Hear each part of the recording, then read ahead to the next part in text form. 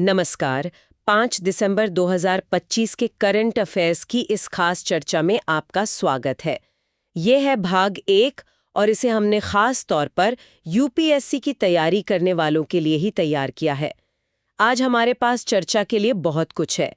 मतलब आरबीआई की नई चाल से लेकर असम समझौते की पुरानी पहेलियों तक और गूगल के एआई चिप से लेकर केवरादेव में लौटते मेहमान परिंदों तक।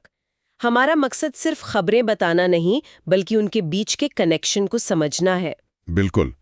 और इनमें से कुछ विषय तो ऐसे हैं जिन पर हम शायद पहले भी बात कर चुके हैं, तो ये एक अच्छा रिवीजन भी हो जाएगा। तैयारी के लिए दोहराना आप जानते हैं बहुत ज़रूरी है।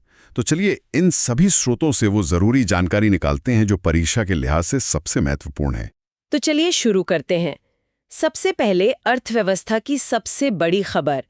आरबीआई ने रेपो रेट में फिर से कटौती कर दी है। अब ये शब्द सुनने में तो बहुत भारी भरकम लगता है, लेकिन इसका सीधा मतलब हमारी और आपकी जेब से जुड़ा है। हाँ, ये आरबीआई का वो टूल है जिससे वो बाजार में पैसे के बहाव को मतलब फ्लो को कंट्रोल करता है। रेपो रेट यानी वो ब्याज दर जिस पर आरबीआई दूसरे बैंकों को कम समय के लिए कर्ज देता है, उसे घटाकर अब 5.25% कर दिया गया है। अच्छा। और वहीं जो रिवर्स रेपो रेट है, यानी जिस दर पर आरबीआई बैंकों से पैसा लेता है, वो 3.35% पर स्थिर है। और हम अक्सर न्यूज़ में सुनते हैं कि 25 बेसिस पॉइंट्स या 50 बीपीएस की कटौती हुई। ये बेसिस पॉइंट्स का चक्कर क्या है? बहुत अच्छा सवाल है। ये बस प्रतिशत को और छोटे हिस्सों में मापने का एक तरीका है। देखिए, 100 बेसिस पॉइंट्स का मतलब होता है 1%। तो जब हम कहते हैं कि 25 बीपीएस की कटौती हुई, तो उसका मतलब हुआ 0.25% की कमी। बिल्कुल। वित्तीय दुनिया में सटीक बात करने के लिए इसका इस्तेमाल होता है। ठीक है, तो अब इस 0.25% की कटौती का असल में असर क्या होगा? क्या इससे होम लोन सच में सस्ते होंगे? क्योंकि अक्सर हम सुनते हैं कि आरबीआई तो रेट कट कर देता है, पर बैंक उसका फायदा आम आदमी तक पहुंचाते ही नहीं। आपने बिल्कुल सही नब्ज पकड़ी है। इसी को मॉनेटरी पॉलिसी ट्रांसमिशन की समस्या कहते हैं। सैद्धांतिक रूप से जब आरबीआई पैसा सस्ता करता है, तो बैंकों को भी अपने होम लोन, कार लोन ये सब सस्ते करने चाहिए। इससे लोगों के हाथ में ज्यादा पैसा बचता है, वो ज्यादा खर्च करते हैं, कंपनियां ज्यादा निवेश करती हैं और अर्थव्यवस्था को रफ्तार मिलती है। लेकिन असल में ऐसा होता नहीं है। पूरी तरह से नहीं होता, पर कुछ असर जरूर होता है। और साथ ही इसका एक दूसरा पहलू भी है। बैंक अपनी फिक्स डिपॉजिट यानी एफडी पर भी ब्याज दरें कम कर सकते हैं। ओहो, तो इससे बचत करने वालों को थोड़ा नुकसान होता है। जी, तो असल में आरबीआई यहाँ एक बहुत बारीक संतुलन साधने की कोशिश कर रहा है। एक तरफ विकास को रफ्तार देनी है, तो दूसरी तरफ महंगाई को भी काबू में रखना है। और ये कदम बताता है कि फिलहाल विकास को प्राथमिकता दी जा रही है, जो अपने आप में एक बड़ा संकेत है। अर्थव्यवस्था के इस संतुलन से अब चलते हैं देश के एक ऐसे हिस्से में जहां दशकों से संतुलन बनाने की कोशिश चल रही है। असम समझौता एक बार फिर सुप्रीम कोर्ट की वजह से सुर्खियों में है। जी, ये एक ऐसा मुद्दा है जिसकी जड़ें बहुत गहरी हैं। ये समझौता 15 अगस्त 1985 को हुआ था, ताकि 1979 से चल रहे असम आंदोलन को खत्म किया जा सके। और आंदोलन की मुख्य मांग थी कि असम में जो अवैध रूप से विदेशी नागरिक आए हैं, हाँ, उनकी पहचान की जाए और उन्हें बाहर निकाला जाए। और इसी पहचान के लिए कुछ तारीखें तय की गई थी, जो आज भी विवाद का केंद्र हैं। हाँ, और यही इस समझौते का सबसे जटिल हिस्सा है। इसमें 2 मुख्य कट ऑफ तारीखें हैं। पहली है 24 मार्च 1971। समझौते के मुताबिक जो भी व्यक्ति इस तारीख के बाद असम आया, उसे विदेशी माना जाएगा और कानून के हिसाब से देश से बाहर किया जाएगा। और जो लोग इससे पहले आए थे, उनके लिए एक अलग नियम है। जो लोग 1 जनवरी 1966 से 24 मार्च 1971 के बीच आए, उनकी भी पहचान होगी। उनका नाम वोटर लिस्ट से 10 साल के लिए हटा दिया जाएगा। लेकिन उन्हें देश से बाहर नहीं निकाला जाएगा। सही, 10 साल बाद उन्हें वोट देने का अधिकार वापस मिल जाएगा। इस समझौते में एक क्लॉज 6 है, जिसकी बहुत चर्चा होती है। मैंने सुना है कि उसे समझौते की आत्मा कहा जाता है। बिल्कुल। क्लॉज 6 इस बात की गारंटी देता है कि असम के मूल निवासियों यानी असमिया लोगों की भाषा, उनकी संस्कृति और पहचान को बचाने के लिए कानूनी और सरकारी स्तर पर हर जरूरी कदम उठाए जाएंगे। लेकिन सबसे बड़ा सवाल यही है, जो दशकों से अनसुलझा है, कि असमिया व्यक्ति की परिभाषा क्या होगी, जिस सुरक्षा किसे मिलेगी। इसी सवाल पर आज भी पूरी बहस टिकी हुई है। जी। एक तरफ असम समझौते जैसे पुराने कानूनी मामलों को सुलझाने की चुनौती है, तो दूसरी तरफ सरकार नए आपराधिक कानूनों को लागू करने की तैयारी भी कर रही है। और इसी तैयारी का हिस्सा है राष्ट्रीय फोरेंसिक अवसंरचना संवर्धन योजना यानी NFIAS। हाँ, ये योजना सीधे तौर पर हमारे नए आपराधिक कानूनों से जुड़ी है।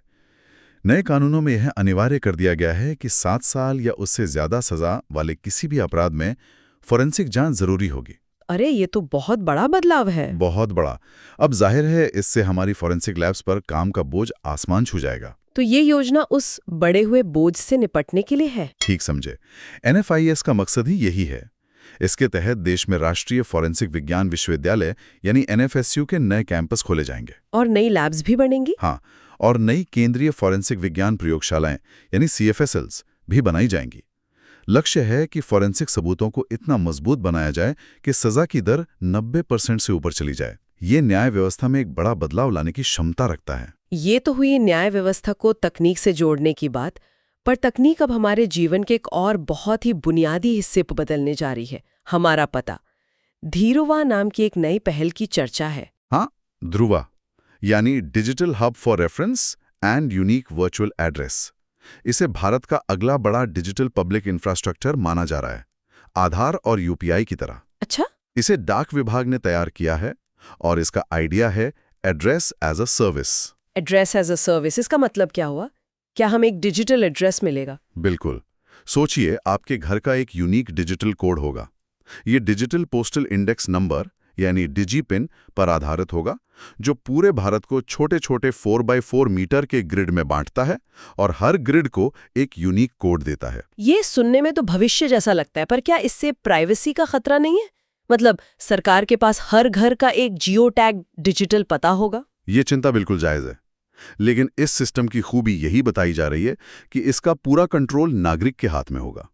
आप तय करेंगे कि आपका वेरीफाइड पता किसके साथ, कब और कैसे साझा करना है। तो ई-कॉमर्स डिलीवरी से लेकर एम्बुलेंस तक सबके लिए आसानी हो जाएगी। हाँ, हर चीज को ये आसान और सटीक बना सकता है। तकनीक की बात हो ही रही है तो एक ऐसी खबर है जिसने मुझे चौंका दिया। मेटा, जो गूगल का सबसे बड़ा प्रतियोगी है, अब अपने AI के लिए गूगल के ही चिप्स इस्तेमाल करने की तैयारी में है। ये क्या हो रहा है? ये वाकई एक दिलचस्प डेवलपमेंट है। बात हो रही है गूगल के टेंसर प्रोसेसिंग यूनिट्स यानी TPUs की। ये AI और मशीन लर्निंग के लिए बनाए गए खास तरह के प्रोसेसर हैं। तो ये हमारे सामान्य कंप्यूटर प्रोसेसर यानी CPU या गेमिंग वाले GPU से कैसे अलग है? इसे ऐसे समझिए, अगर CPU एक ऐसा शेफ है जो हर तरह का खाना बना सकता है और GPU एक बेकर है जो केक और पेस्ट्री बनाने में माहिर है, तो TPU एक ऐसा स्पेशलिस्ट है जिसे सिर्फ और सिर्फ पिज्जा बनाने के लिए बनाया गया है, और वो पिज्जा अविश्वसनीय तेजी और कुशलता से बनाता है। अच्छा उदाहरण है। तो AI के लिए टेंसर गणनाएं ही वो पिज्जा हैं। ये चिप्स उन गणनाओं को बहुत तेजी से और कम ऊर्जा में करते हैं। मेटा का ये कदम बताता है कि AI की दुनिया में बेस्ट परफॉर्मेंस के लिए पुरानी दुश्मनी भी भुलाई जा सकती है। एक तरफ ये डिजिटल दुनिया है और दूसरी तरफ हमारी असली दुनिया, हमारी मिट्टी, जिसके बारे में हम अक्सर भूल जाते हैं। आज 5 दिसंबर को विश्व मृदा दिवस भी है। जी हाँ, और इस साल 2025 की थीम बहुत अनोखी है, स्वस्थ मिट्टी स्वस्थ शहर।